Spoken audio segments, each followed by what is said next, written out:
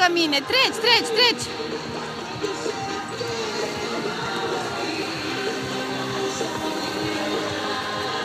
Hai, treci, mergi. Hai că eu vin după tine, mergi.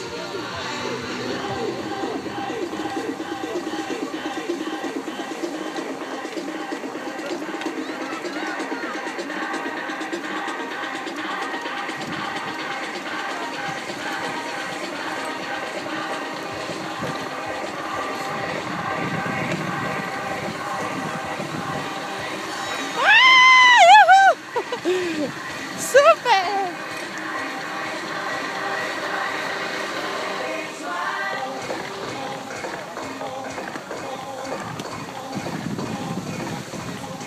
Da, ce mișto!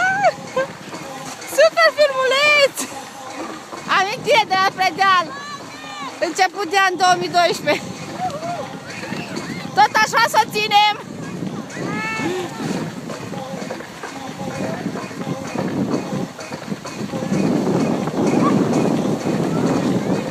Eu aș vrea să filmez și o trântă.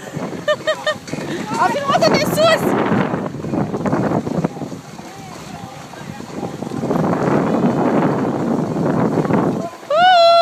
Bravo, bravo, n-ai tras nicio trântă.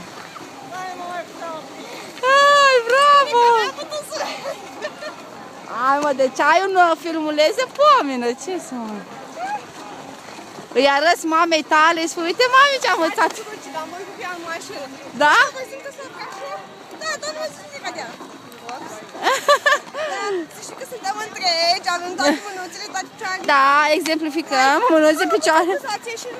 Da, mă, ne-am dat cu schiurile. Vă nu, mamă! Ai, lasă-i arăți acum ce ai învățat tu, cât ai stat. Oricum, fata, ai învățat foarte repede. Băi, întotdeauna mi-a plăcut. Și mai făceam și pe plac acasă, știi? Da? Mai fain. Mai ușor și pe placă. O să mă